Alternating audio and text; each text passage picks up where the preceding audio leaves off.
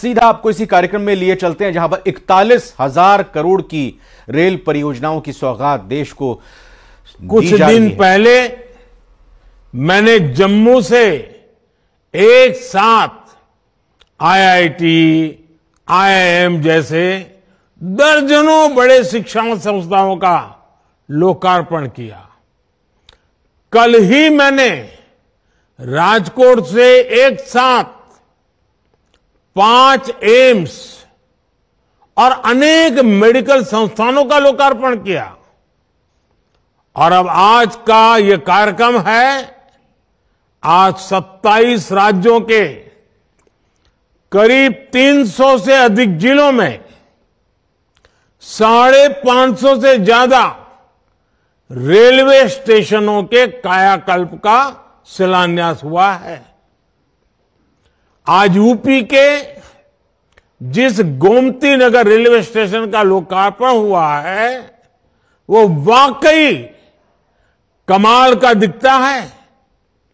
इसके अलावा आज 1500 से ज्यादा रोड, ओवरब्रिज, अंडरपास, इसकी परियोजनाएं भी इसमें शामिल है।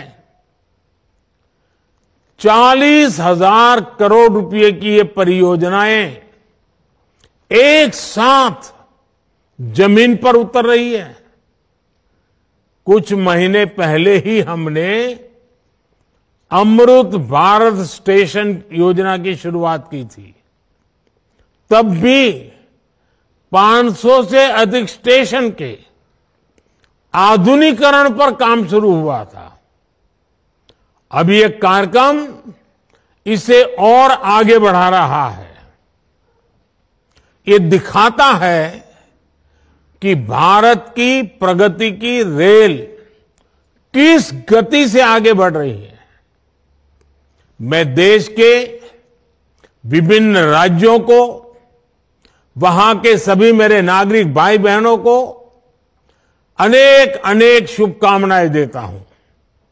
साथियों, मैं आज विशेष रूप से अपने युवा साथियों को बहुत बधाई देना चाहता हूं। मोदी जब विकसित भारत की बात करता है तो इसके सूत्रधार और सबसे बड़े लाभार्थी देश के युवा ही है। आज की इन परियोजनाओं से देश के लाखों नौजवानों को रोजगार और स्वरोजगार के नए अवसर मिलेंगे।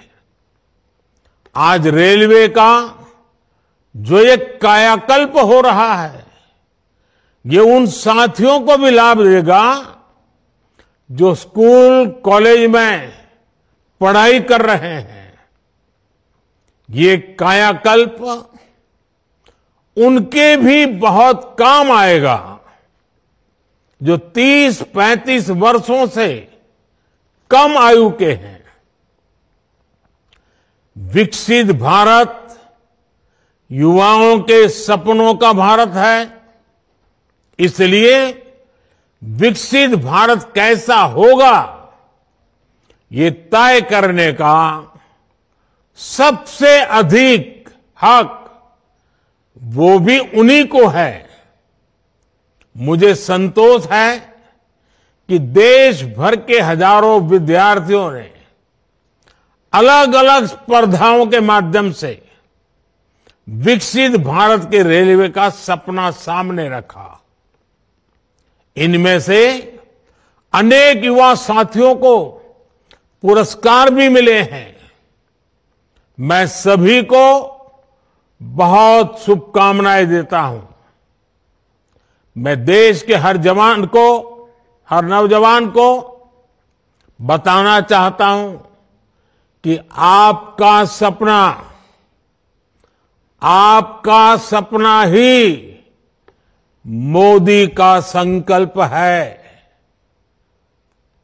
आपका सपना, आपकी मेहनत और मोदी का संकल्प, यह विकसित भारत की गारंटी है।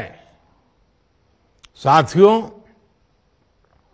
मुझे खुशी है कि ये जो अमृत भारत स्टेशन है, विरासत और विकास दोनों के प्रतीक होंगे।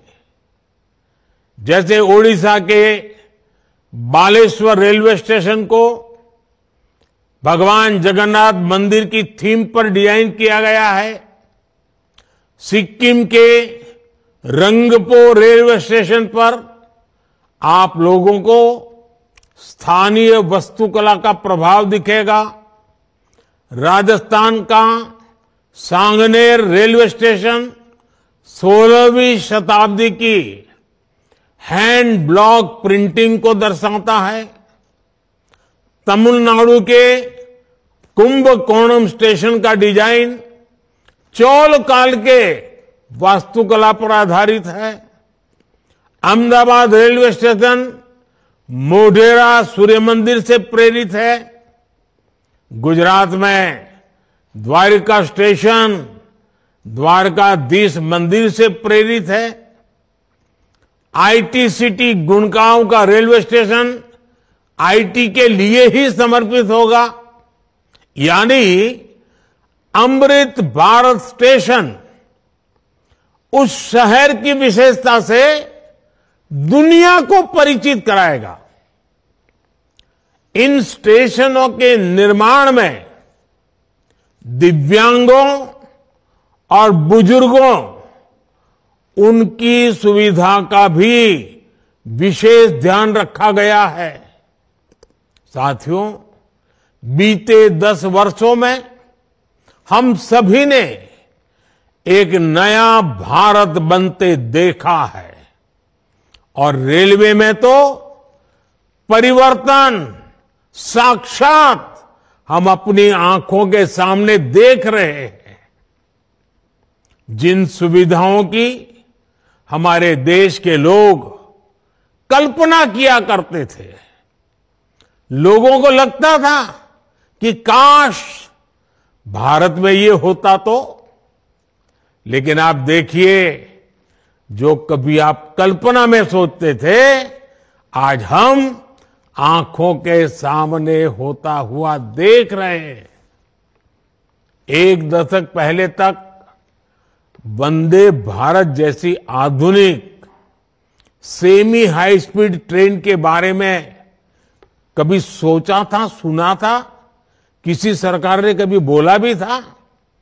एक दशक पहले तक अमृत भारत जैसी आधुनिक ट्रेन की कल्पना बहुत मुश्किल थी। एक दशक पहले तक नमो भारत जैसी शानदार रेल सेवा के बारे में किसी ने कभी सोचा नहीं था। एक दशक पहले तक विश्वास ही नहीं हो पाता था कि भारतीय रेल का इतनी तेजी से बिजलीकरण होगा। एक दशक पहले तक ट्रेन में स्वच्छता, स्टेशन पर सफाई, ये तो बहुत बड़ी बात मानी जाती थी। आज ये सब रोजमर्रा की जिंदगी का हिस्सा बन गए हैं। एक दशक पहले तक मानव रहित फाटक भारतीय रेल की एक पहचान बन चुकी थी, एक आम तस्वीर थी। आज ओवरब्रिज, अंडरब्रिज से वे रोक टोक और दुर्घटना रहित आवाजाही सुनिश्चित हुई है। एक दशक पहले तक लोगों को लगता था कि एयरपोर्ट जैसी आधुनिक सुविधाएं सिर्फ पैसे वाले लोगों के ही भाग्य में है। आज गरीब और मिडिल क्लास के लोग रेलवे स्टेशन पर भी एयरपोर्ट में जैसी सुविधा होती है ना, वो सुविधा रेलवे में सफर करने वाला मेरा गरीब भाई बहन भी उसका लाभ ले सकता है। साथियों, दशकों तक रेलवे को हमारे यहां की स्वार्थ भरी राजनीति का शिकार होना पड़ा, लेकिन अब भारतीय रेलवे देशवासियों के लिए ईज ऑफ ट्रैवल का मुख्य आधार बन रही है। जिस रेलवे के हमेशा घाटे में होने का रोना रोया जाता था, आज वो रेलवे परिवर्तन के सबसे बड़े दौर से गुजर रही है। ये सब कुछ आज इसलिए हो रहा है क्योंकि भारत 11वें नंबर से छलांग लगाकर 5वें नंबर की अर्थव्यवस्था बना। 10 साल पहले जब हम 11वें नंबर पे थे, तब रेलवे का औसत बजट 45,000 करोड़ रुपए के आसपास रहता था। आज जब हम 5वें नंबर की आर्थिक ताकत है, तो इस वर्ष का रेलवे बजट 2.5 लाख करोड़ रुपए से अधिक का है। आप कल्पना कीजिए, जब हम दुनिया की तीसरी बड़ी आर्थिक महाशक्ति बनेंगे, तो हमारा सामर्थ्य कितना अधिक बढ़ेगा। इसलिए मोदी भारत को जल्द से जल्द दुनिया की तीसरी सबसे बड़ी अर्थव्यवस्था बनाने के लिए जी जान से जुटा है। लेकिन साथियों, आपको एक और बात ध्यान रखनी है। नदी नहर में पानी चाहे कितना भी क्यों न हो, अगर मेड़ टूटी हुई हो तो किसान के खेत तक बहुत ही कम पानी पहुंचेगा। इसी तरह बजट चाहे कितना भी बड़ा हो, अगर घोटाले होते रहें, बेईमानी होती रहे, तो जमीन पर उस बजट का असर कभी नहीं दिखता। बीते 10 वर्षों में हमने बड़े बड़े घोटालों को, सरकारी पैसे की लूट को बचाया है। इसलिए बीते 10 वर्षों में नई रेलवे लाइन बिछाने की गति दोगुनी हो गई। आज जम्मू कश्मीर से लेकर नॉर्थ ईस्ट तक ऐसे स्थानों तक भी भारतीय रेल पहुंच रही है जहां लोगों ने कभी कल्पना भी नहीं की थी। ईमानदारी से काम हुआ, तभी 2,500 किलोमीटर से अधिक डेडिकेटेड फ्रेट कॉरिडोर का काम हुआ है। यानी आपने टैक्स के रूप में, टिकट के रूप में जो पैसा दिया, उसकी पाई पाई आज रेल यात्रियों के हित में ही लग रही है। हर रेल टिकट पर भारत सरकार करीब करीब 50% डिस्काउंट देती है। साथियों, जैसे बैंक में जमा पैसे पर ब्याज मिलता है, वैसे ही इंफ्रास्ट्रक्चर पर लगी हर पाई से कमाई के नए साधन बनते हैं, नए रोजगार बनते हैं। जब नई रेल लाइन बिछती है तो मजदूर से लेकर इंजीनियर तक अनेक लोगों को रोजगार मिलता है। सीमेंट, स्टील, ट्रांसपोर्ट जैसे अनेक उद्योगों, दुकानों में नई नौकरियों की संभावनाएं बनती हैं। यानी आज जो ये लाखों करोड़ रुपए का निवेश हो रहा है, ये हजारों प्रकार के रोजगार की गारंटी भी है। जब स्टेशन बड़े और आधुनिक होंगे, ज्यादा ट्रेनें रुकेगी, ज्यादा लोग आएंगे, तो आसपास रेहड़ी पटरी वालों को भी इससे फायदा होगा।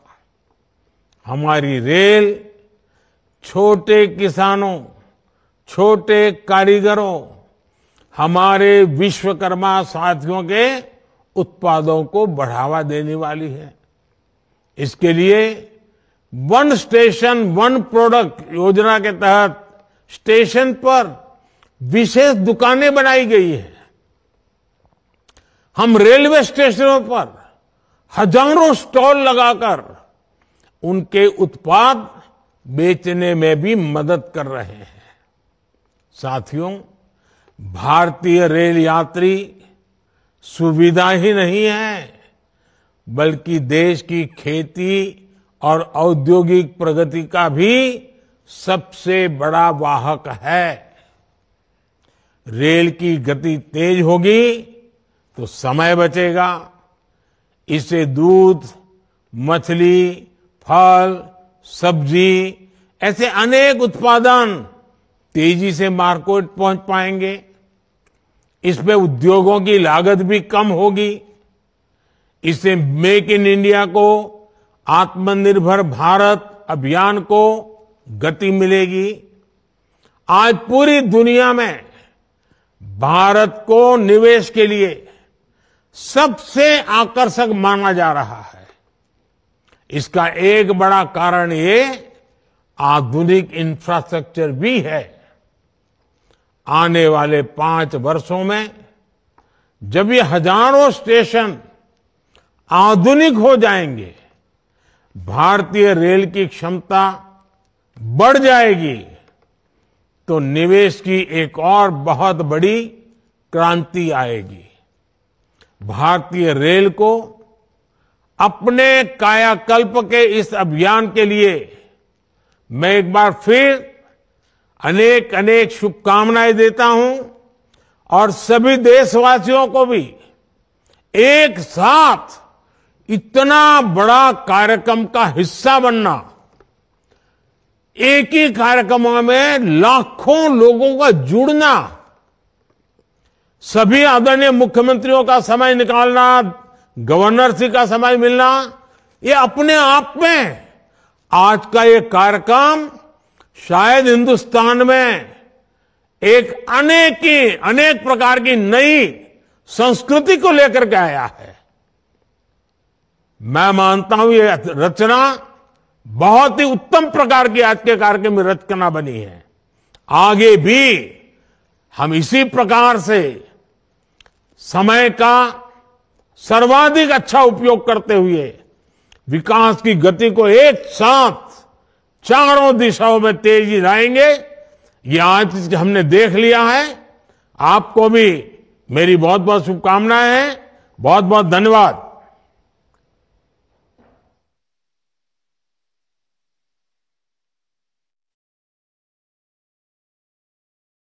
कल पूरा होगा ये प्रधानमंत्री नरेंद्र मोदी की आज अपनी इस संबोधन में बड़ी बातें रही और रेलवे का तेजी से बिजलीकरण हो रहा है। रेल के क्षेत्र में किस तरह से केंद्र सरकार की तरफ से तेजी के साथ काम किया जा रहा है। रेलवे जो कि घाटे का सौदा हुआ करता था, नुकसान हुआ करता था, उसमें अब ये फायदे में आ चुकी है। ये बात भी प्रधानमंत्री नरेंद्र मोदी की तरफ से कही गई है। देश को आज रेल परियोजनाओं की सौगात उनकी तरफ से दी गई। कुल मिलाकर 41,000 करोड़ की रेल परियोजनाओं की ये सौगात दी गई है। रेल परियोजनाओं की इन सौगातों में 2000 से ज्यादा परियोजनाओं का शिलान्यास और उद्घाटन हुआ। 553 रेलवे स्टेशनों के पुनर्विकास की आधारशिला रखी गई है।